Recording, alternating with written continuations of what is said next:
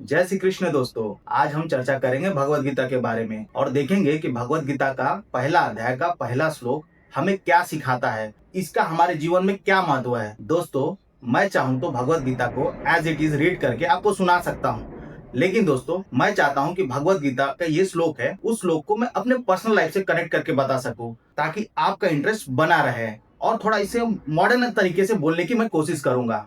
धृतराष्ट्र संजय से पूछ रहे हैं कि धर्म क्षेत्र कुरुक्षेत्र में युद्ध की इच्छा रखने वाले मेरे और पांडु पुत्र ने क्या किया। दोस्तों, ये महान ग्रंथ शुरू होता है एक अंधे आदमी की जिज्ञासा से।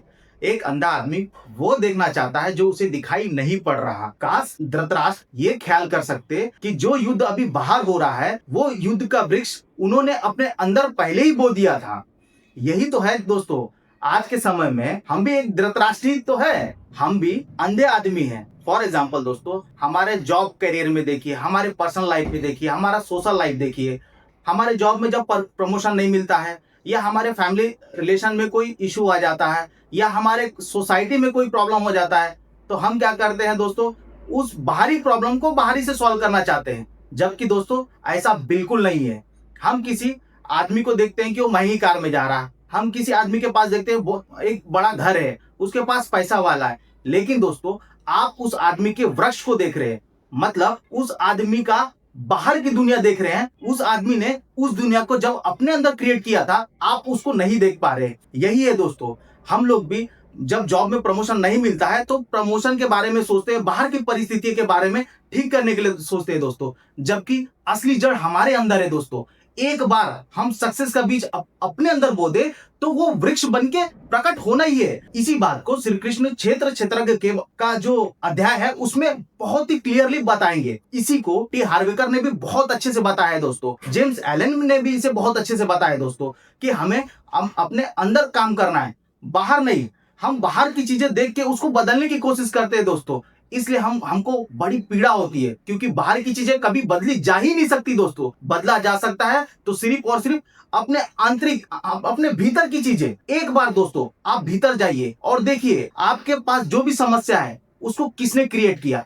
आपने किया दोस्तों। अगर आपको जॉब में प्रमोशन नहीं मिल रही तो ये प्रॉब्लम किसने क्रिएट किया दोस्तों, आपने खुद पे ध्यान नहीं दिया। आपने सिर्फ अपने कलीग पे ध्यान दिया, अपने बॉस पे ध्यान दिया। आप अपने पे ध्यान देते तो आपको प्रमोशन मिलता। आपका रिलेशन क्यों खराब है दोस्तों? आपका रिलेशन इसलिए खराब नहीं है कि आपकी वाइफ गलत है, आपके माँ बाप गलत है, या आपके सोसाइटी के लोग गलत है। आपका रिलेशन इसलिए खराब है दोस्तों कि आप अंदर से गलत है, जो प्रकट हुआ बाहर। और इस बाहर जो प्रकट हुआ उसको आप कभी चेंज नहीं कर पाएंगे दोस्तों। भगवत गीता आपको आंतरिक रूप से चेंज करने के लिए बताती है। एक सिंपल सा स्ट्रक्चर, एक सिस्टम देगी, एकदम आसान भाषा में भगवत गीता, जिसको फॉलो करके आप अपने अंदर सब कुछ चेंजेस कर सकते हो दोस्तों। और बाहर की चिंता करने की आपको बिल्कुल जरूरत नहीं, ऑटोमेटिक सब कुछ बाहर चेंज होने लगेगा। एक बार दोस्तों हमारे अंदर आप चेंज करना सीख जाइए। और दोस्तों गीता हमको युद्ध नहीं लड़ने के लिए नहीं सिखाती, भगवत गीता हमें युद्ध से रोकती नहीं है। गीता हमको युद्ध को समझने के लिए प्रेरित करती है कि युद्ध क्या है, किधर है युद्ध, बाहर कि अंदर। और गीता हमें अंदर की तरफ मोड़ती है दोस्तों हमें अंदर की युद्ध को जीतना है दोस्तों, बाहर के युद्ध को नहीं। गीता हमें इसी के लिए प्रेरित करती है दोस्तों गीता हमें युद्ध से भागने के लिए नहीं सिखाती है दोस्तों। गीता हमें सिखाती है युद्ध को समझो। युद्ध कहाँ है? हमारे भीतर है। हम एक बार अगर भीतर अपने काम करना चालू कर दे दोस्तों, बाहर की चीजें अपने आप बदलनी शुरू हो जाएगी। दोस्तों गीता हमें युद्ध में जाने से नहीं रोक रही है दोस्तों, गीता हमें सिखा रही है कि युद्ध को कैसे समझे जो हमारे भीतर उठता है दोस्तों। हमें भीतर जाने के लिए दोस्तों गीता का आगे वाले अध्याय का अध्ययन करना पड़ेगा दोस्तों। इसलिए मैं चाहता हूं दोस्तों आप मेरे साथ बने रहिए। मैं गीता के हर एक श्लोक का मीनिंग आज के आधुनिक युग के हिसाब से आपसे शेयर करूंगा दोस्तों। अगर आपको वीडियो पसंद आया तो चैनल को सब्सक्राइब जरूर कीजिए दोस्तों।